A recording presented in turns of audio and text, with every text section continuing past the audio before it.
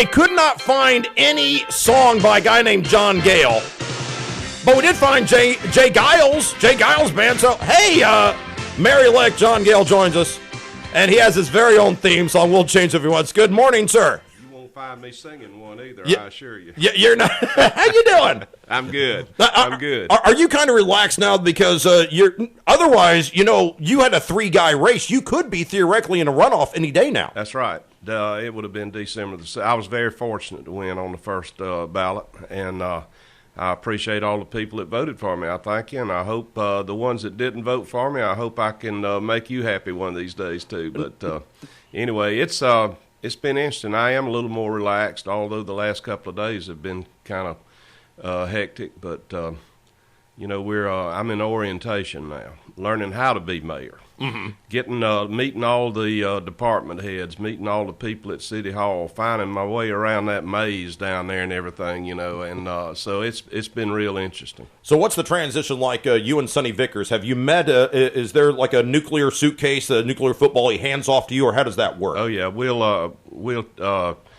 transfer at the first meeting in January. I believe it's the 5th. Mm-hmm. Something like that. And does he move his stuff out? You move your stuff in, put in your own plants, pictures, stuff on the wall? And he'll just move back to his council post, and I'll move into the mayor's position, and I guess the next day I'll be able to go into that big office. Okay, so that's where we talk about the reign of terror beginning. So that's why I want to, we call it, and I know you're not offended by this, but everyone gets to have their own reign of terror, sure. And J.J. Freddie had one, Sonny Vickers, he has a short reign of terror, but it's still going on.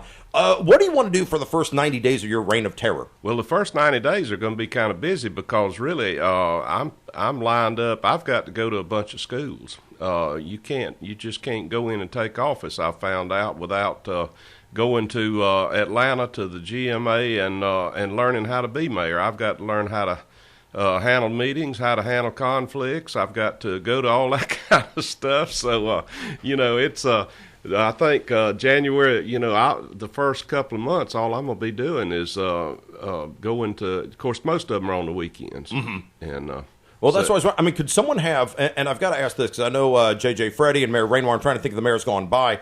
A lot of these people had jobs. Is this the sort of job that someone could have and work a 40-hour work week and, from 8 to 5? And then I don't know how they do it. I don't know how you would do it. I really don't. If I had a job, still was working, it would really be a conflict. And that's the reason I never felt like I could run for office before. Well, now that you're coming in, let's talk about what happens as you sort of get your feet under you and just say, hey, there's a meeting here, there's a meeting there. How's the city council been to respond to you so far? Because I know you've talked to everybody basically up on the board. Yeah, I've still got a few that I need to have lunch with and everything, but everybody's been real receptive. Everybody's excited about the changeover and everything, and we're all looking forward to working with one another. Let's talk about some of the big issues now. Let's go ahead. I'll start at 5 points. That's an easy one to start the conversation with. 5 points. Is it coming along? Are we going to have auditorium? This is still years away. Oh, yeah. It's still in the planning stages, and they're going, I think, the first of second week in December. They're going to look at some auditoriums. They're still in the process of trying to decide what all's needed. And, of course, then the big thing would be the money when they decide what's needed and how much it's going to cost. Then, they're going to have to bring that before mayor council, and the money's going to have to be there. So, that's going to be the big hurdle. You're going to have a lot of fun with that, aren't you? You're looking for, we need about $10-20 million just laying around. I think it's going to be more in the $30 million range. Oh, yeah? Mm-hmm. But if we're going to do it, we're going to do it right. What they're looking at, yeah. The other thing that's of a concern, I saw this the other day, for example, just sort of leads in the conversation. We got to talk about growth and traffic and all the traffic patterns out there. Saw the other day, somebody drove into the ditch right by 5 points, a big drainage ditch there. We have traffic concerns. We have growth concerns. We're growing on all sides. How do we manage that? What's the best way to get a hold of all the people who are now discovering Valdosta is actually a pretty good place to move to? It really is. I mean, and I'll be honest with you, going around to all the departments and meeting the department heads, Valdosta is top shelf with the way we run things. We stump our toe every now and then. There's no question about that. But really, we've been fortunate. We have no general obligation debt, but the thing about it is with the sales tax revenue falling like it is with the economy and everything, there's going to be some projects that are going to have to be put on hold, and everybody's going to have to understand that. That ditch out there, I'm not sure. I haven't talked to anybody about covering up that ditch, so I'm not sure what we'd be. And I don't know if you can cover it, or for the drainage, we just need a guardrail or something heavier there. And so that's something that'll have to be. But it is deep. I rode by there the other day, and that car disappeared in there just about. Yeah. And so something needs to be done because it's right close to the road. Let's also discuss what's happening with the manpower that you have, because I know the city and a lot of, like other governmental agencies, has been cutting back with the amount of people. If there's a layoff through attrition, then you're not going to fill that job. Do you have anything for the city workers you can tell them, city employees, that because I don't know if you'll ever get the workforce back to 100% like they'd like to have. Really, yeah. Of course, we haven't been rehiring where people retired or they left town or they quit for whatever, went to another job, whatever reason. Hadn't been filling those positions. There's quite a number of those. We're still, right now things are still in pretty good shape, but there could come a time in the very near future where we have to look at some positions, quite honestly. Within the council, within your office, obviously, the last couple of years, there have been questions about travel and people saying, I'm going to travel this and get reimbursed from here and all this stuff. And without belaboring all the details of all the previous cases, what do you have a sort of guideline or a code that you're going to look at and say, when I travel, and because you're going to be traveling to Atlanta, you got to learn, all the mayoral stuff, the parliamentary procedure, and all the other whatnot. What are you going to do? What can you tell the listeners out there and say, here's how I'm going to travel, and here's where my expenses are, what they're going to be at? Right.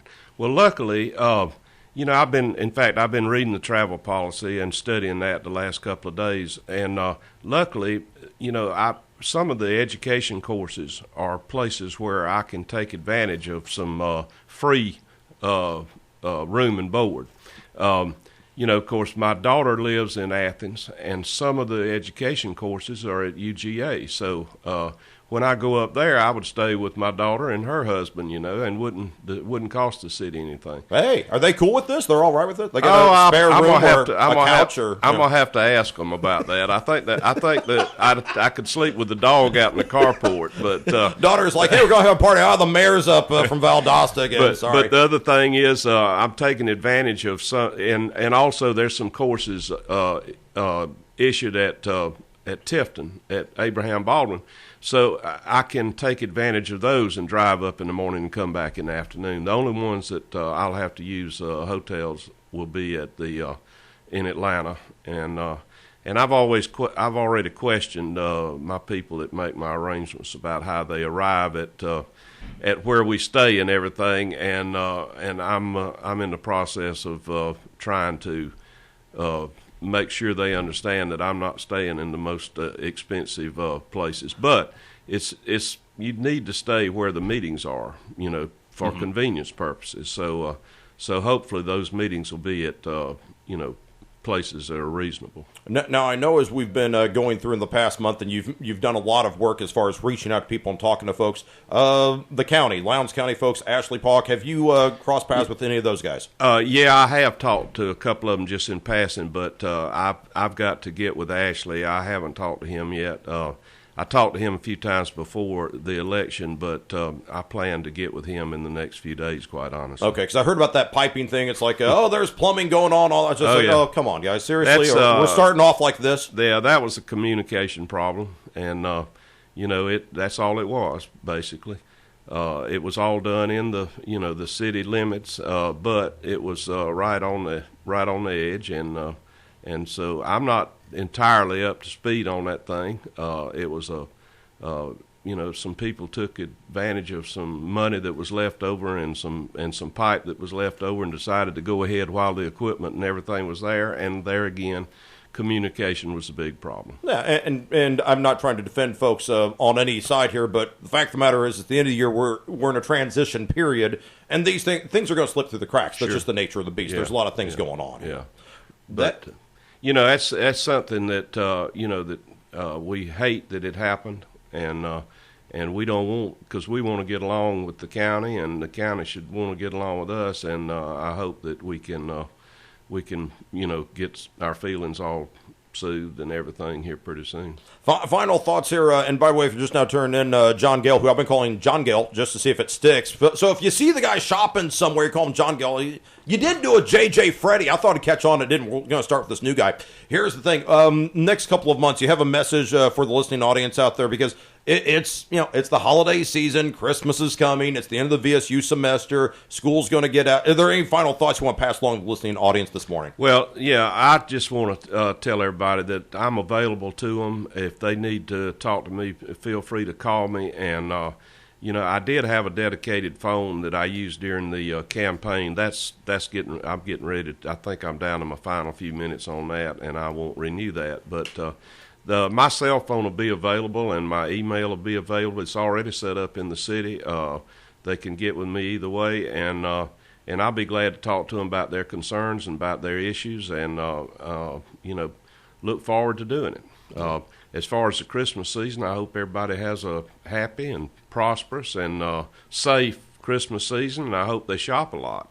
Especially locally. That's right. That's right. John Gayle, thank you so much for taking the time. Appreciate you coming on through. And, we'll be checking with you, especially when you move in to the new office. The Reign of Terror begins in about 4 weeks. That's right. Looking forward to it. Right. Thanks so much. Quick timeout right now. Back with a whole bunch more in a minute. News Talk 105.9. As always, this is WVGA.